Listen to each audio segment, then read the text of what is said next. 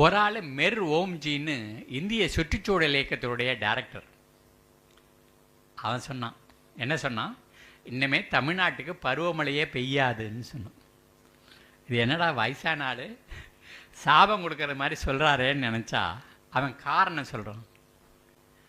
இந்த மேற்கு தொடர்ச்சி மலை இருக்குல்ல, அது 3000 அடி இருக்குது, அது மேலே இருக்குது 200 அடி உயரத்துக்கு மரக்கூட்டங்கள் இருக்குது.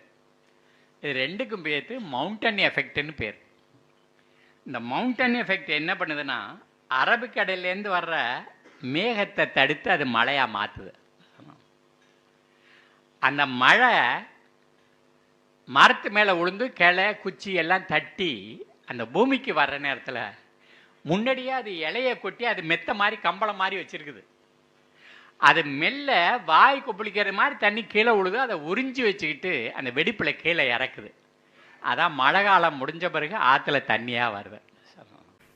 என்ன நடந்ததுன்னா, மெர் ஓம்ஜி கணக்குப்படி 1900 வெள்ளைக்காரங்க மரங்களை வெட்ட ஆரம்பித்தாங்க.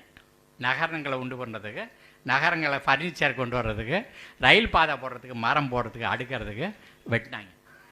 அதிலேருந்து 1950க்குள்ளே ஒரு 50 வருஷத்தில் நம்ம நாட்டில் பெஞ்சிக்கிருந்த மழை பாதியாக குறைஞ்சி போச்சு.